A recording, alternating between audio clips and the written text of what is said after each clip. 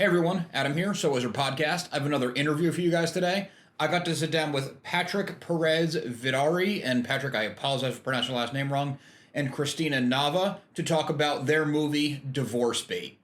We had Justin Verity, who was the lead actor on the movie about a week and a half ago, and now I got to talk to Patrick, who is the director, and Cristina, who is the writer-producer. And it was awesome talking to these guys because Divorce Bait it's a good movie. There's no other way to put it. Romantic comedies are generally not my thing, but I genuinely like this. I found it genuinely funny, kind of refreshing in a lot of ways. It reminds me of the rom-coms of maybe the early 2000s that were geared to, guys and girls. But it also brought in some of the more modern things, like the women's story was just as fleshed out as the men's. It wasn't just a woman pining for a guy and hoping that he would come around, or, whatever a very basic romantic comedy would be. She had her friend group. They told their own jokes. They, had sexual interests. It wasn't just on the side of the guy, and they made jokes and got a little bit raunchy. It kind of had that modern, like, bridesmaid style comedy mixed with the old style comedy of the late 90s, early 2000s, where you could be a little bit edgy and say things that were maybe a little bit shocking, but it never felt pandering, like they were just going for shock value humor. And something else I appreciated was the cast of this movie is gorgeous. Maybe just a little personal note from me, but yeah, it's noticeable. It's an indie movie. It never looks like an indie movie. Every dollar is on the screen and then some. With the holidays coming up, maybe you're with your significant other, check it out. It's on VOD, pretty much every platform there is. But that's enough rambling and selling from me. Let's talk to the people who actually made the movie. Hey everyone, Adam here, So Wizard Podcast. I'm sitting there with Patrick and Cristina to talk about show business and, of course, their latest movie, Divorce Bait. How are you both doing? Great. Thanks for having us. Thanks, Adam. Absolutely. Before we get to Divorce Bait, I always like to ask creative people, when did you know you wanted to work in the entertainment industry, and kind of what was that first big step in there? So I guess, Cristina, if you want to start. Oh, okay. So I knew that I loved the entertainment industry probably when I was little. I would watch sitcoms and, Cosby Show, Family Ties, and I really loved the shows. And then in high school, I started getting into theater, and I went on to college, and I was just on the fence about going into entertainment just because I had a lot of pressure from my family to be a lawyer or a doctor. And then it really wasn't until I met somebody who was actually making a living as an artist that I got the courage to pursue acting, and then that turned into writing. And then when I met Patrick, it turned into producing and writing. And I really kind of left the acting, and particularly because I didn't find roles that were resonating, and I, starting off. So, and after that, like once we got together, just things kind of started soaring from there, to be honest. Well, that's cool. How about you, Patrick? I went to high school down in the San Gabriel Valley, and I went to the same high school as Fergie. Back then, she was known as Stacy Ferguson, and that was actually grade school. And I was in a play with her, and her agent was sitting next to my mom, and she was like, "Your son needs to be in pictures," that classic like Hollywood thing. And so my mom enrolled me in acting classes and all the stuff. And I just love the medium, and I never studied professionally, but I performed I wasn't even in drama class, but I performed in plays all through high school and college. And then I started directing immediately after I graduated, and I've never stopped since. Wow. Okay, cool. So you both started acting and then kind of pivoted to other things. It's interesting. Yeah, I find that so common in this industry, like so common. A lot of people started that way. I guess, just from an outsider's perspective, maybe it's just that when you watch a movie, that's what you see. You don't see the 100 people behind the camera. Correct. True. And I always thought it was like, I wanted to be a director since I was young, but I thought, oh, first I'll become an actor and then move into directing, but not realizing that that's probably the harder track. Like acting is so hard. So many people want to act. There's so much competition. So is writing. So is directing. But acting is just it is a madhouse. There's so many people vying for one role. That makes a lot of sense. Yeah, you hear about those casting calls of 200 people who all look the same show up for one 10-minute role. Exactly. Yeah, exactly. And the other thing is, as a director or independent filmmakers, we control our own destiny. We're not at a cattle call. We're not waiting for the studios to give us opportunities. We're writing, directing, producing, editing, and selling pictures ourselves. It does seem to be that's kind of where large parts of the industry are going. It seems that the people who don't want to wait for permission anymore are just going ahead and doing it because the access to entry is available to pretty much everybody. I mean, obviously you're doing more work that way, but. Yes. Yeah, absolutely. And it's not easy, because a majority of the issue is funding.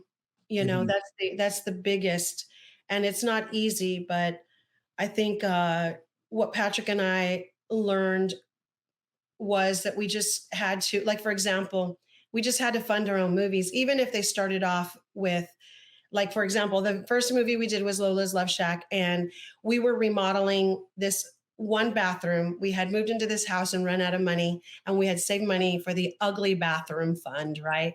And this bathroom was hideous. Blue tub, blue toilet, everything was blue. Everything was blue. Weird.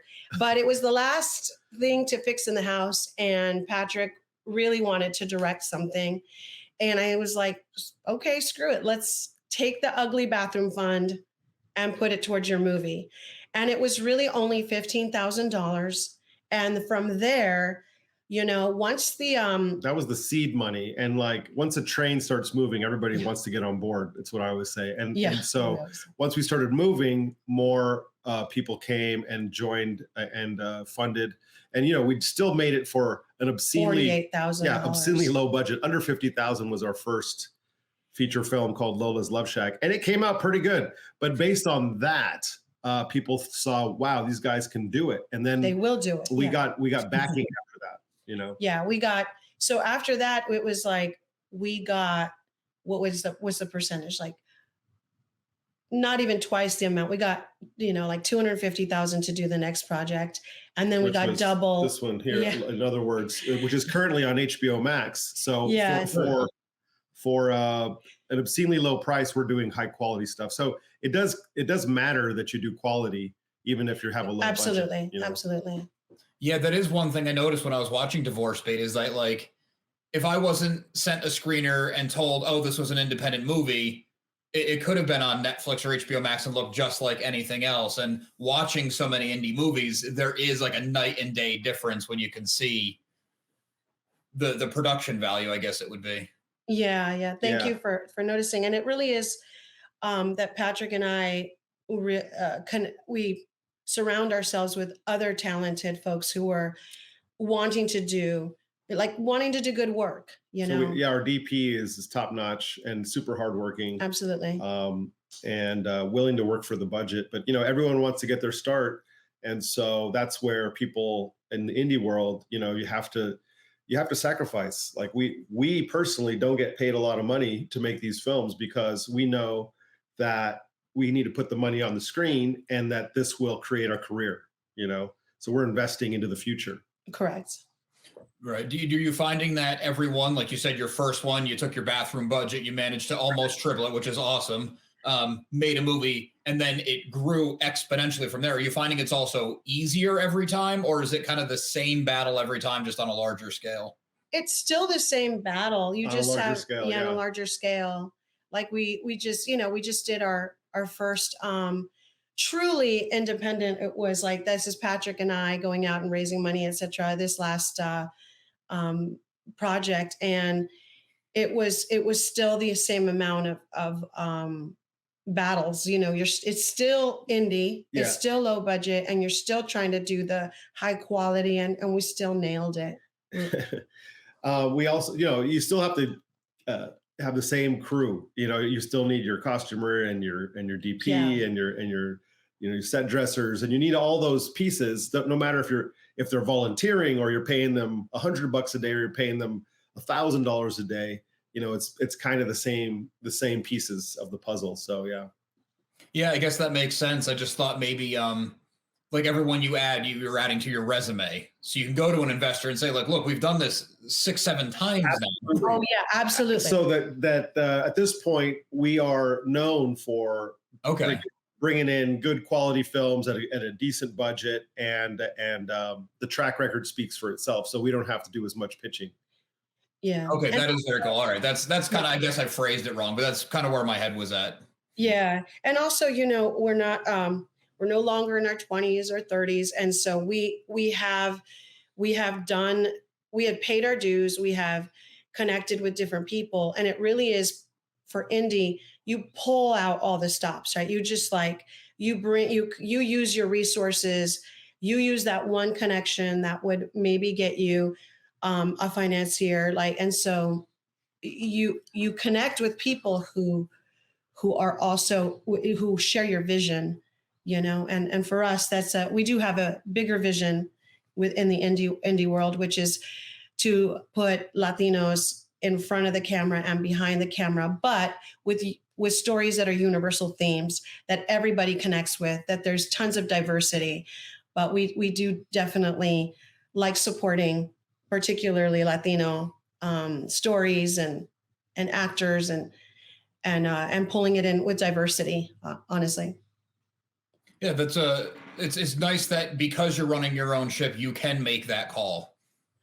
Yeah, that's true. Yeah, that's true. We had a friend who came off of a Netflix a Netflix show, and there's always you have people that it's a studio. You have to what is the word? You have supervisors, you have people who tons of perspectives, and she was saying, I love this. I'd love to do one that, where I just call all the shots and I get to do whatever it is that I want to do. Yeah, anyone who's ever done anything creative knows that design by committee doesn't work. So when you explode that into something as big as a series or a movie, I'm sure it's a million times more of a headache. I bet. Even though we would love to be working with Netflix, Hulu, and everyone. Yeah, those are problems I wouldn't mind. Right. For sure. Yeah. Good problem to have, right? Yeah, totally. Too many people are interested in this. Darn. Yeah. Speaking of that, because Divorce Bait seems to be everywhere now, which is awesome, because people should definitely check it out. It was really good.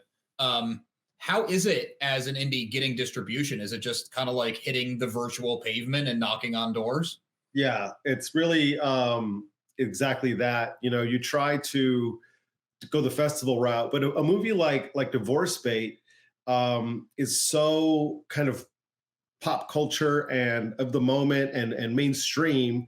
And it really seems like the top tier festivals are looking for this really obscure kind of darker content. And we have this really, fun, sexy comedy that, we played festivals, but, it really was a matter of having a producer's rep or a film, basically someone to sell it, pounding the pavement.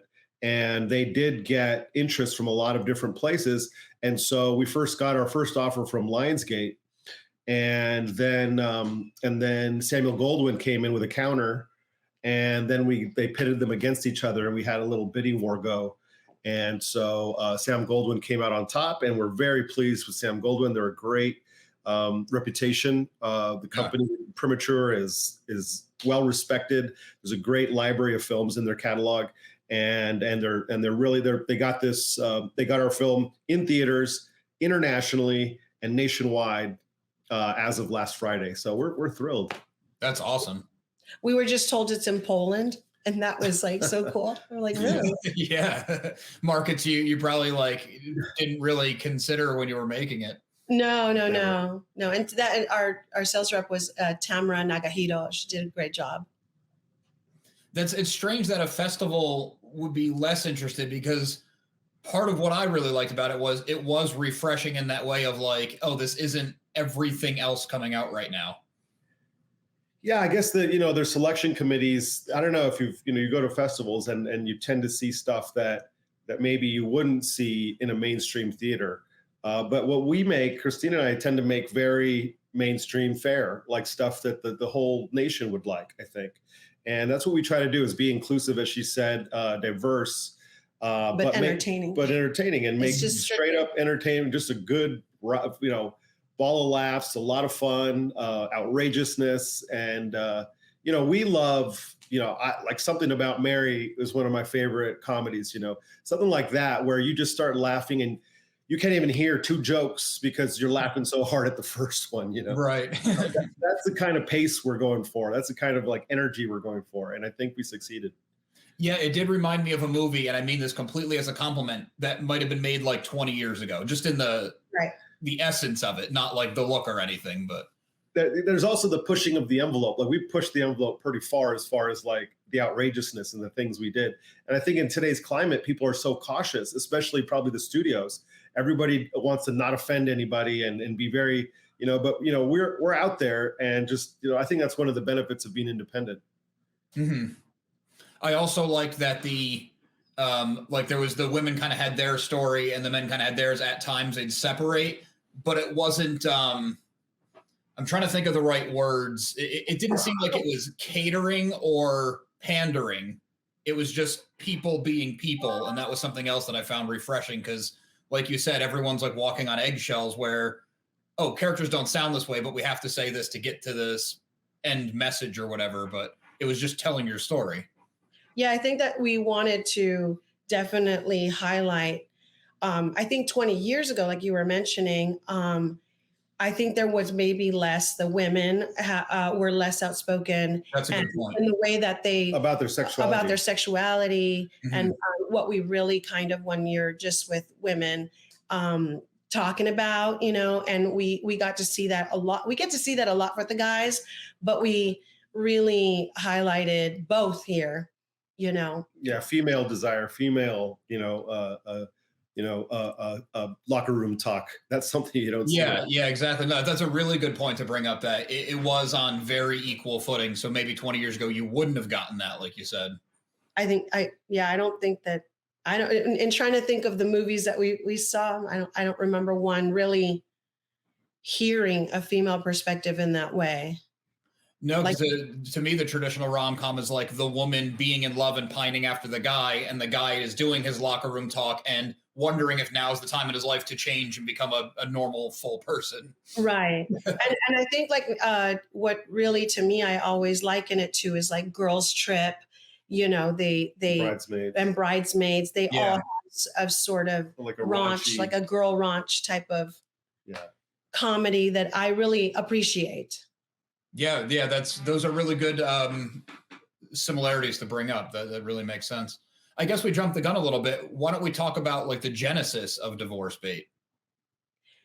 Well, so Lux 3 Pictures is the company that Patrick and I and Ruben Islas have, and we had been discussing already like a social experiment story that I had written, and then we kind of got into it morphed into an experience that Ruben had, where one of the friends who were couples were divorcing, and so we fleshed out this story, and that's where it really that's where it's from, and it was during COVID.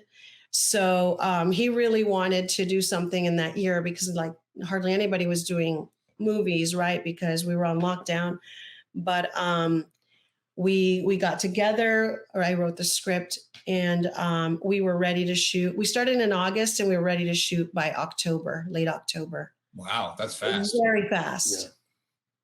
Yeah. Ruben Islas is the executive producer and the co-writer of the film. And so it happened. We went down to his house, and with Cristina and myself, we fleshed out kind of the beats of the story. Then Cristina and I came home, and we kind of continued fleshing out like what happens first, second, third.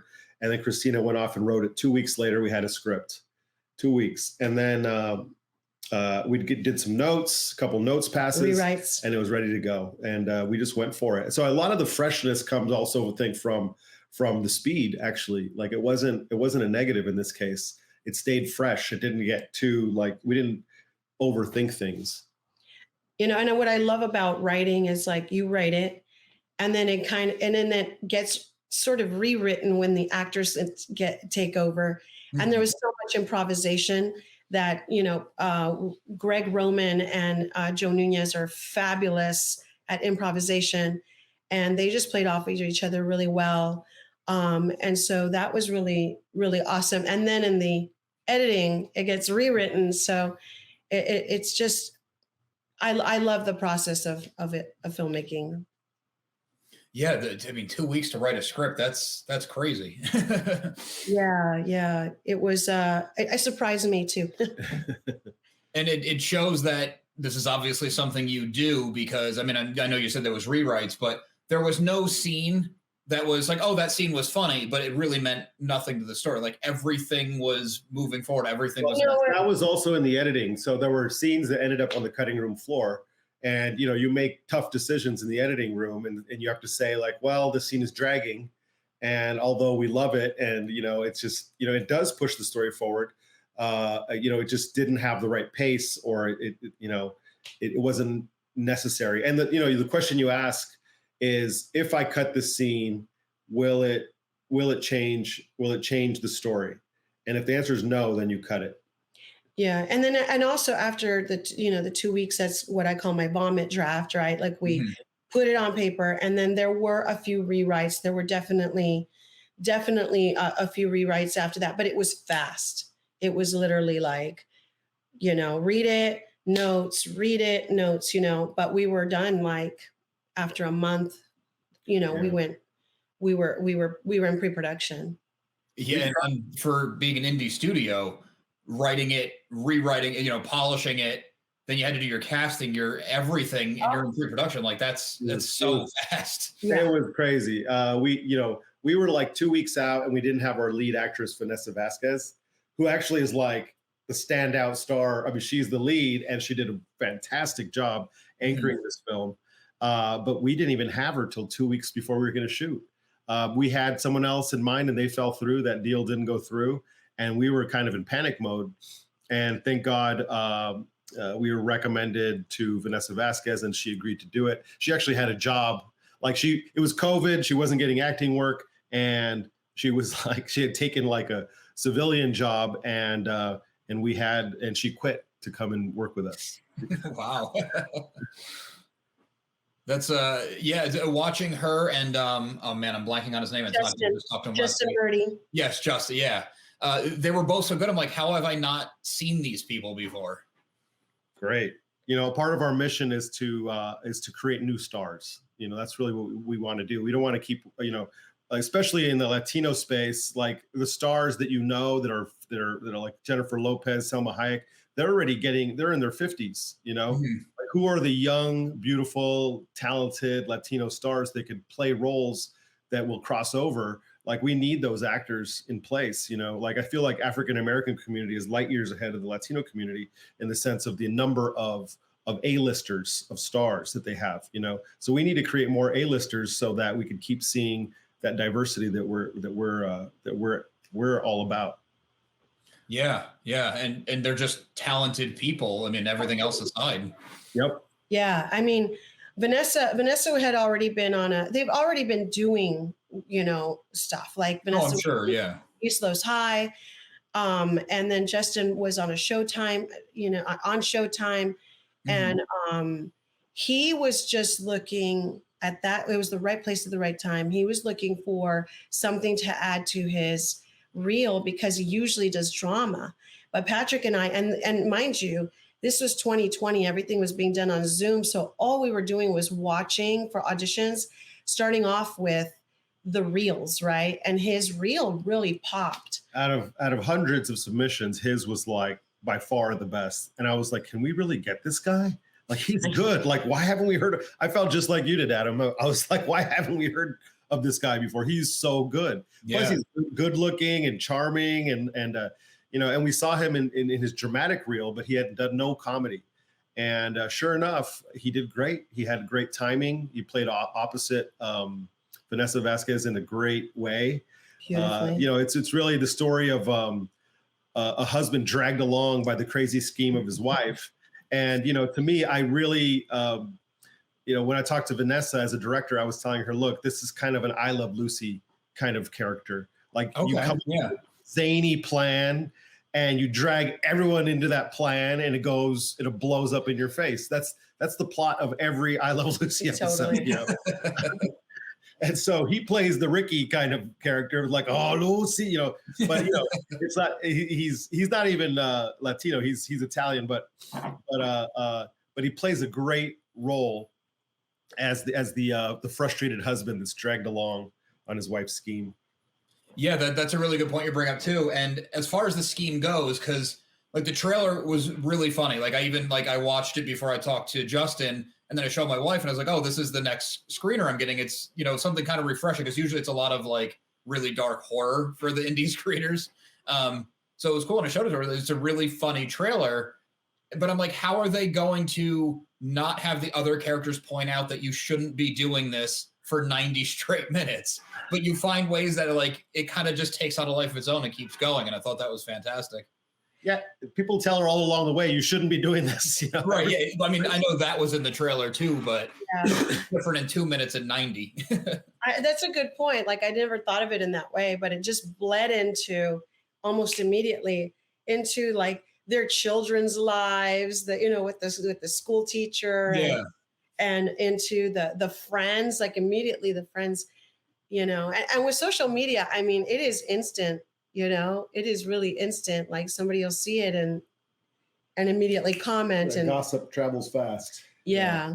So yeah, that was something else that I really liked, is that you put the social media in, but it's always a little scary when someone's like, oh, I saw this in your Facebook group, and then I was watching your TikTok video, because it's like anytime you watch a movie and they reference MySpace, you're like, oh, that didn't age well. Right. I know we had created a fake thing called Face Page, but if you watch the movie, you'll notice that Justin didn't always say his line right. I noticed that yesterday for the first time. I'm like, I was like, shoot, he said Facebook. He wasn't supposed to say that, but it was the best. The overall plot, you kept it generic enough that it's like, oh, I saw it online. I saw your post. It's more just like, this is just the vernacular now. You don't need to say like, I saw your post on Facebook. Yeah, or Instagram or whatever. Yeah. So I thought that was something else too. And maybe I'm just too conscious of that kind of thing, but it was all those little details that I felt added up and took this up another level. No, I love that you noticed that, because honestly, like, I take off the writer's hat and then it's the producer's hat, and we're trying to make sure that we do it. And just yesterday I noticed that I'm like, oh no, somebody said Facebook on there. Yeah. I knew it. I mean, it's inevitable. It's gonna happen. Yeah. Yeah, that's great. So I know you guys got a theatrical release, which is awesome. Did you get to do any kind of premiere? We had a private premiere in Beverly Hills, and it was really nice to see, see it in a live audience and hear that reaction from the audience, which was great. I mean, it was uproarious laughter, and it's very limited theatrical, so I'm not sure if our listeners will get a chance to see it in the theater. But I would recommend watching with friends. It's more fun. Comedies are definitely always more fun with a group. Yeah. Yeah. But it's great you got to see it with an audience, because especially coming out of COVID, that was something I was always asking people. And a lot of times they were like, almost, but this got a lockdown or that got shut down again, and they didn't get to see it with people. Yeah. Yeah, we're starting to come out of that now. Yeah, luckily. Yeah. Well, I really appreciate you guys taking the time out to come on and talk to me. I mean, I really liked the movie. I thought it was awesome. So to talk to the writer, producer, director, and one of your leads, it's been fantastic. Thank you. Thank you for all that. Can I ask everybody a favor? Anyone who sees the film and likes it, if you could rate it, it means a lot in the opening week of a film to have good ratings on Rotten Tomatoes, on IMDb, wherever you watch it. It's important for us to kind of keep that momentum going. And, especially when there's very few people rating it, if one person gives it a bad review, it drags the average down. So anyway, we've been getting nothing but good reviews, but we really appreciate if our fans and audience would give it a rating. That makes a lot of sense. Yeah, that's a good call to action. So it's available pretty much everywhere, which is great. Yeah. iTunes, Amazon, Roku, Vudu, Redbox, Apple TV, and everywhere. Anywhere you could rent movies. And it's Divorce Bait. It's a catchy, easy to remember name.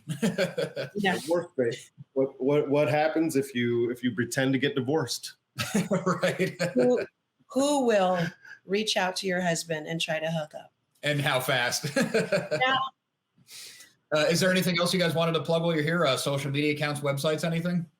Yeah, we are on Divorce Bait, the movie, on Instagram, Divorce Bait on Facebook. If you want to follow my directing, I have a few movies coming out in the near future. So I'm at Pat Perez World, and mine is I am Cristina Nava, no H, Cristina. That's on Instagram, and then Cristina Nava on Facebook. Great. Well, guys, thanks so much. Congratulations on the movie, and I'm looking forward to see what else you come up with. Thanks, you, Adam. It was a great interview. Thanks, man. Thank you.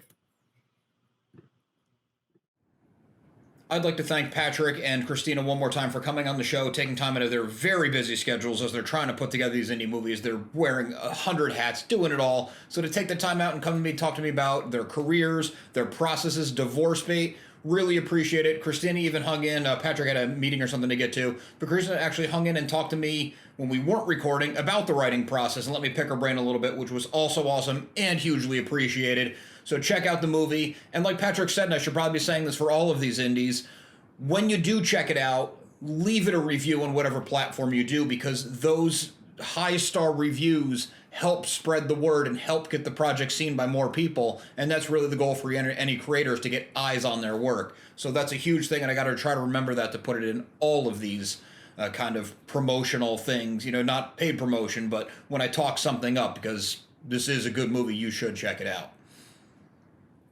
Thanks for watching. Please make sure you like and subscribe. We've got a lot more new movie coverage, interviews, series coverage, Amazon screeners, all that stuff coming your way. You're not going to want to miss out. Speaking of not want to miss out, make sure you check out So Wizard Podcast every single week, wherever you get your podcasts. SoWizardPodcast.com is your resource for reviews, recommendations, videos, merchandise, and more. So Wizard Podcast can also be found on Patreon, where for as little as $1 a month, you get multiple monthly bonus shows.